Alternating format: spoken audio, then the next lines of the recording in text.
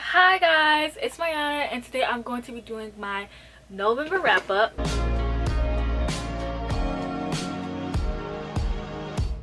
So before I start the video, this video is sponsored by Book of the Month.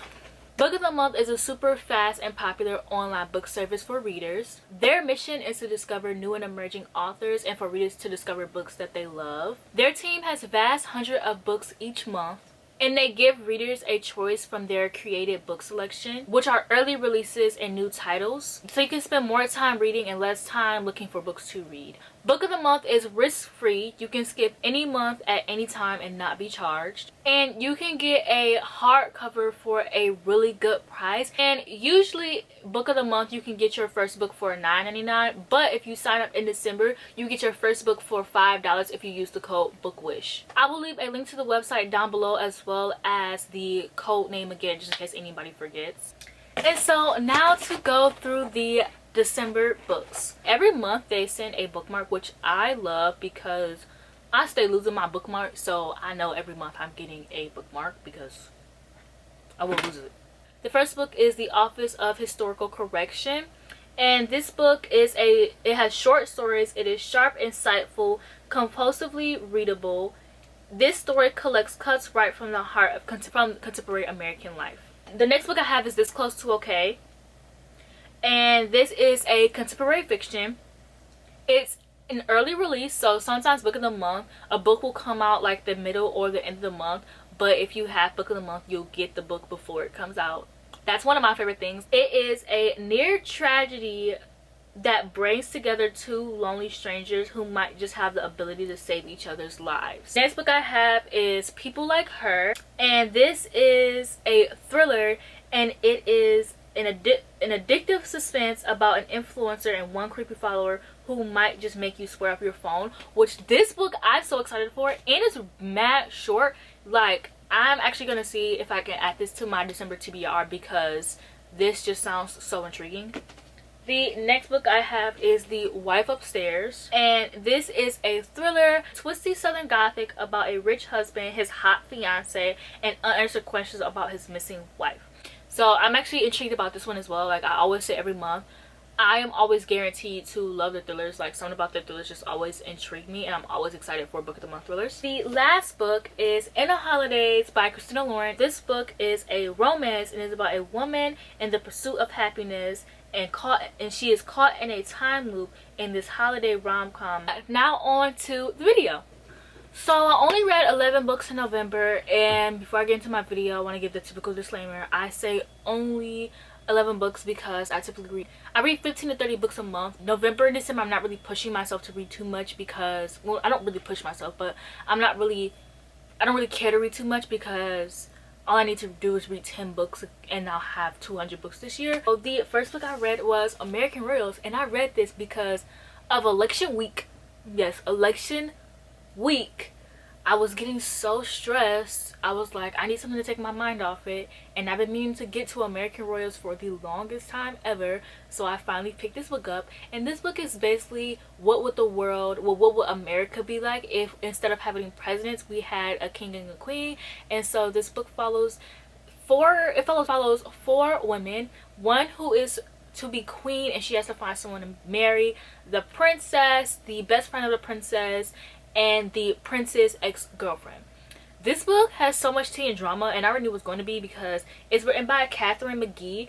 And if you haven't read The 1,000th Floor by Catherine McGee, you would not know that Catherine McGee is the queen of drama. Like, The 1,000th Floor has so much drama. When I read it, I loved it. I never read the last book, but I read the first two books and I was obsessed. Like, so much drama, so much tea.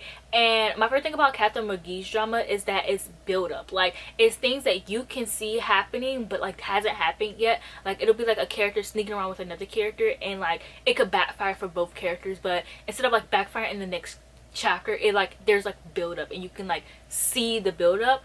And so I ate it up. I ate this book up. I thought it was so good.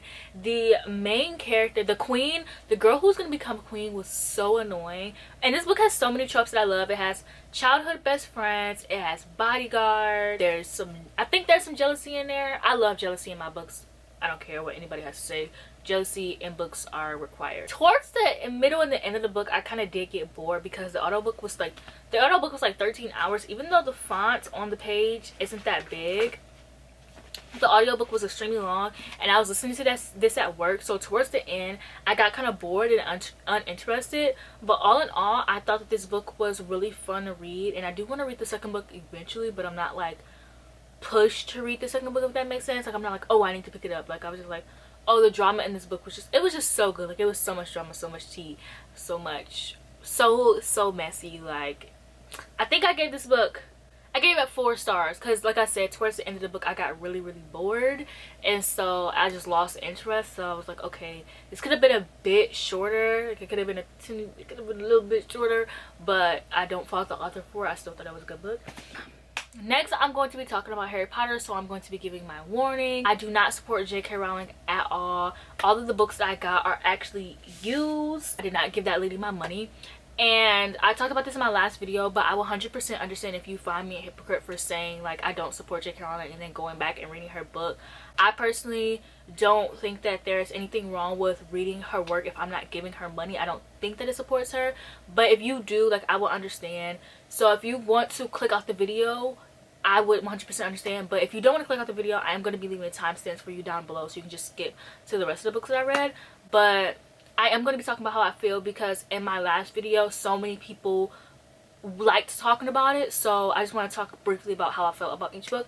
So I read Sorcerer's Stone, and I annotated all of these copies. Like I said, I got these copies used, so the woman is not getting my money. But yeah, so I read Sorcerer's Stones, and I gave it 5 stars. I think I gave every single book in the series 5 stars, except for Chamber of Secrets. But I read for Sorcerer's Stone, and I thought it was cute. I was watching the movies after every book, until I got to Goblet of Fire, and then somehow in the movies, I got further in the movies than I did in the books. But up until Prisoner of Azkaban, I was watching and reading the books. So, I personally really liked it this time around. I became really hyper fixated on Harry Potter because of I somehow got Harry Potter TikToks. And so I thought they were so funny. So I just was like, and I had already seen the movies before. And like, I already read the books. I read like I watched all the movies and I would just read the books of the movies that I liked. But I wasn't really like obsessed, and we go to Universal Studios like every year. And so when I seen the Harry Potter TikTok, I was like, oh, whatever, like, it's Harry Potter. But it was so funny, and then I noticed a lot of people on TikTok were like talking about Harry Potter, so I was like, okay, well, let me read it. Like, I wasn't going to talk about it on my channel at first, but I'm a very honest person and I never want to lie to my subscribers, so I just felt like I would rather be honest to you guys. So I read the book and I was like, okay, this book, I enjoyed reading this more than I read it the first time, so I personally really liked it. Then I read Chamber of Secrets, which I gave 4 out of 5 stars. It's my least favorite in the series. I just think that it's nothing wrong with it. I just find it a bit more boring than the rest of the series, and Ginny gets on my nerves in this one. And these are the tabs that I got. I have a tabbing system for this book, so the first 3 books I'm still trying to find out my own tabbing system. But then I read Prisoner of Azkaban, and the Marauders get their own tabs. They have a little orange tab, and I love the Prisoner of Azkaban movie. I don't know if the book is particularly my favorite, but it's not that I hate it or anything, but just compared to all the other books, I don't know if it's really my favorite, but I know it's like my favorite movie in the series. I love it. I obviously love this a lot more. One thing about Harry Potter that I noticed is that at a certain point in the series, they expect you to have read the series because they'll put things in the movies that like aren't explained unless you read the book. Like in Goblet of Fire, Percy, in the beginning of the movie, Percy is shown that he leaves his family to go work with the Ministry of Magic because he thinks his families are traitors for working with Dumbledore. And in the movie, you randomly see ooh, that was a stutter. In the movie, you randomly see Percy working with the Ministry of Magic, and you're like, what the heck, what is Percy doing here? He graduated. So it was just fun for me. Like, I just thought it was really interesting that there are a lot of things that in the books happen, and they happen in the movie, but you only have the explanation or backstory unless you read the books. So that was one thing that I really enjoyed about reading the books, was getting the backstory for the movies, or just getting like background information or information that they never shared, and kind of stuff that they kind of expected you to read the books at a certain point, basically is what I'm saying. So the Marauders were in this, and I love the Marauders and I love the backstory. And then I have Goblet of Fire, which, oof, it took me, I sped through Goblet of Fire, actually. Yeah, Goblet of Fire was pretty good. It's one of my favorite movies. I love Cedric. And I read Order of the Phoenix. which I think Order of the Phoenix is my favorite book in the Harry Potter series. I think it's either Order of the Phoenix or Half-Blood Prince, but I enjoy reading Order of the Phoenix so much, which is crazy because the movie sucks. Oh, earlier I said Goblet of Fire is the Percy thing, when it's actually Order of the Phoenix is when the Percy thing happens. But I just love Order of the Phoenix so much. One thing I really like about Harry Potter, because a lot of people are recommending me middle grade, and it's not that I find anything wrong with middle grade, I just personally don't want to read middle grade. I don't mind reading Harry Potter because the books get older as I go along, and I realized that's what I liked about Harry Potter, is that as you read the books, it gets more, the characters, you grow up with the characters, and it just gets more dark as you go along. Then The Half-Blood Prince, which was one of my favorite books I read. I love The Half-Blood Prince. All of the books are merging together, so I can't tell you what happened in The Half-Blood Prince. And then I read, obviously, The Deathly Hallows, which I have a lot of tabs in The Deathly Hallows, and I liked it. Like, it was good. And I also read Harry Potter and the Cursed Child, and I gave that 2 out of 5 stars. I have an entire rant review on it, so if you have me on Goodreads, I was just going to see that. I would suggest going to look at that, or I could just link it down below if anybody cares to read it. But I dragged, okay? The characters were, you could tell that the people who wrote this book they only watched the movies and didn't read the books, because the Harry Potter characters in the books are so completely different from the ones in the movies. They're like 2 different characters, and you can very much tell that the authors only watched the movies, because a lot of the things that the characters did were things that they do in the movie. Like, for instance, Ron's character, like, Ron was like the fun uncle, and like the kids got all their smarts from Hermione, but in the books Ron was actually pretty smart, and a lot of the knowledge that a lot of things that they found out in Harry Potter, they found out through Ron, because he was the only one who grew up in the wizarding world. And they just gave Hermione all of Ron's smarts, and like they made Ron like the funny side character, when that's not all he is. Like in the books he's very much a smart king, and so in the movies they kind of tore that away from him. And nobody said brilliant, nobody said bloody hell. I can't lie, I do like their Draco redemption arc. I'm not a Draco simp. I'm a Ron simp. I'm a Neville simp. I'm a Neville girl. I'm a Ron girl. I'm not really, I love Draco, yes, but I'm not like obsessed with Draco. I just think that he was a child, and you can't really fault him for being like, he was a coward, yes, but you can't really fault him for being a coward, because he was a teen and he was scared. And so I think that in this book you get a bit of redemption arc, and I think that Draco is the only thing that's canon in this book, because you can tell he just wants better for his son Scorpius, and he doesn't want his son to be how he was, and you can very much tell that in his parenting. And just how he talked in the book, I was like, why is Draco the only character they got correct in this series? Like, and they messed up Harry in this book. Like, Harry was such a terrible father. He literally told his son that he basically wished he wasn't his son. Like, Harry would never say that. Like, a lot of the stuff that Harry did in this book, just Harry would not do. And then there was like this weird scene where like the son kisses Hermione as Ron, and like Hermione is his uncle. So that was weird. And it's also like this weird thing between Harry and Hermione. I don't know if anybody else picked up on it, but it kind of felt like a weird relationship. And it just, this book was just, it was absolutely terrible. And maybe it's better as a play, but it was terrible. And I wish that we got to see more of the other kids. Like, I wish we got more of Teddy, Tonks, and Angelina and George's kid, because I am a George simp. I love the Weasley simps. I'm a George simp, and the fact that George married a black woman makes my heart so happy. Like, there's literally black Weasleys. Like, come on now.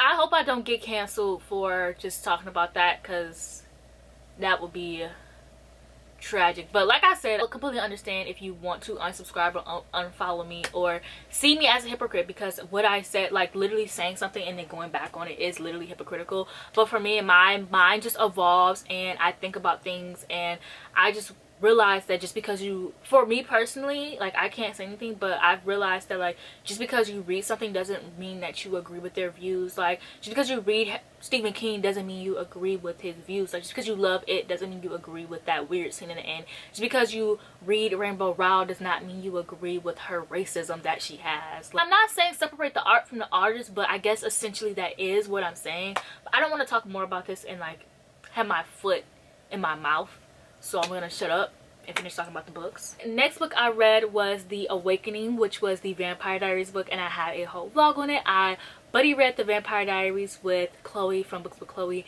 and I had so much fun. Basically, this book was the first episode of the Vampire Diaries, but in one whole book. That was the plot line.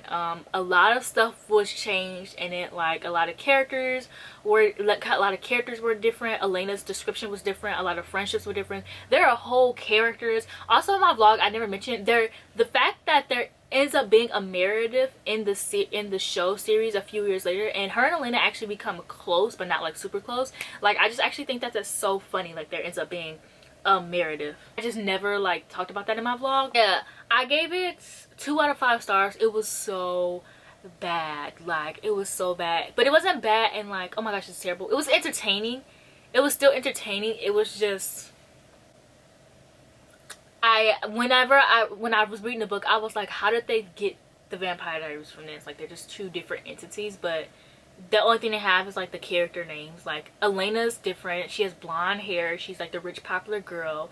And I mean, Elena was popular, but she wasn't like, Elena was just living her life in the Vampire Diaries show, but in the book she was like popular. Her and Caroline, I always say Coraline, her and Caroline weren't really even friends. They had like this weird banter between each other where they just wanted to one up each other. There was a whole character named Meredith who was like her best friend that was never in it. Bonnie was white. Damon could turn into a bird. And instead of having, I said in the vlog that she had a little cousin.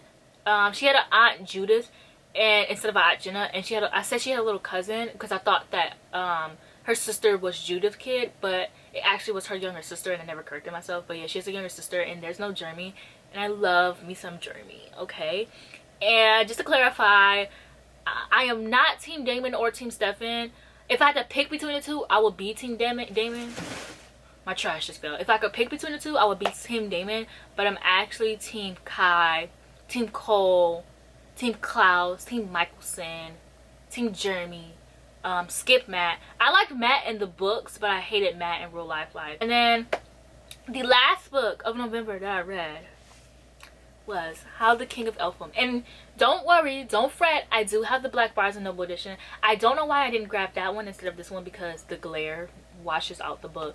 But I love this so much. It was just a bunch of short stories about Cardan, but it was not like a bunch of different short stories. Like all of the short stories told one bigger story, and it basically was how he learned to hate stories. And it's basically just about how there is this prophecy about him and how he overcame that prophecy. It shows him and Jude together a lot, and you just learn more about Cardan.